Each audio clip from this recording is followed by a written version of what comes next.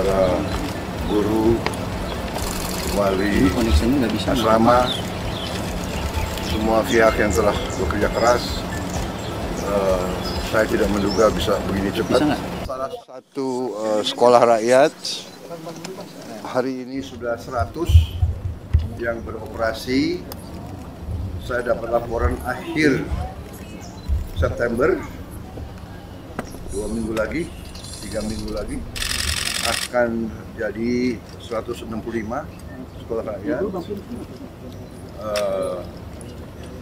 Insya Allah Oktober saya diminta meresmikan.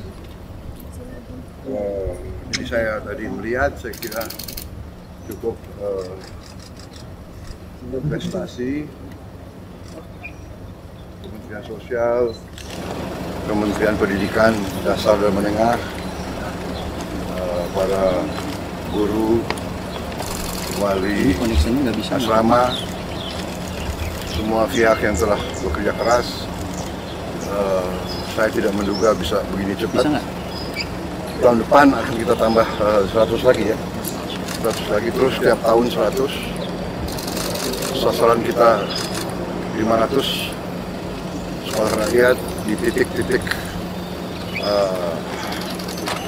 kantong-kantong rakyat kita yang paling tertinggal, rakyat kita yang paling ekonominya susah. Kalau istilah statistik desil 1 dan 2. Tapi saya sedang juga merencanakan untuk desil 2, 3, 4, dan 5. Ini sedang kita rencanakan ya, supaya semua anak-anak kita harus mengalami pendidikan dengan fasilitas yang bagus. Kita tidak boleh ketinggalan dengan bangsa lain. Itu cita-cita kita. Insya Allah kita akan sampai ke situ. Tapi alhamdulillah sekolah rakyat, jadi anak-anak yang putus sekolah bisa sekolah. Anak-anak yang tadinya mungkin merasa rendah diri karena orang tuanya sangat susah hidupnya, kita tarik keluar, kita beri lingkungan yang sebaik-baiknya supaya dia percaya diri dan dia dapat pendidikan yang terbaik yang bisa kita berikan. Jadi kita tidak mau membiarkan dan berharap ada perbaikan alamiah. Itu tentunya itu harapan kita, tapi kalau bisa kita, kalau perlu kita intervensi, kita bantu. Saya kira itu dari saya. Ada catatan atau perbaikan yang perlu dilakukan nggak Pak dari tinjauan pertama ini? Ya selalu ada harapan kita, tapi ini sebetulnya kampus yang sangat baik ini. Ya, saya kira untuk sekolah di Indonesia ini sudah sangat baik. Tempat tidurnya bagus. Tiap 3 siswa, 3 siswi atau tiap 2 satu kamar mandi. Saya dulu di Akademi Militer kita 60 orang kamar mandi yang los gitu. pakai dayung. Pak, bagaimana pemanfaatan teknologi yang bakal diterapkan di sekolah-sekolah nantinya, Pak? Ya, jadi kita ingin mengejar ketertinggalan. Ya. Kita sudah investasi sangat besar di pendidikan, tapi kita harus sadar, harus koreksi. Ya, kita akui mungkin belum efisien, masih banyak kebocoran. Kita sadar sendiri kekurangan bangsa, tapi kita jangan mikir yang lalu, kita perbaiki yang sekarang. Jadi sekarang kita all out, kita mau hemat, kita mau selamatkan sumber daya kita, ya. Kita harus kita berantas korupsi. Sisa uang yang begitu banyak kita investasi kepada pendidikan. Anak-anak kita adalah masa depan kita. Jadi itu dengan kalau perlu dan tidak kalau perlu kita harus pakai teknologi. Dan sekarang pun kita sudah sebarkan, tapi baru mampu satu sekolah, satu layar digital pintar, istilahnya smart digital screen, smart television. Baru mampu satu sekolah satu. Tapi berarti tahun ini kita harapkan 330.000 sekolah akan dapat. November 10 saya dapat laporan, November 10 100.000 sekolah akan dapat. Sekarang baru 10.000. 100.000 November 10. Tahun depan kita tambah satu sekolah 3 layar. Idealnya nanti satu kelas 1 layar. Di situ pelajaran-pelajaran dengan konten yang terbaik, animasi, dan kita bisa long distance education, tele education. Karena apa?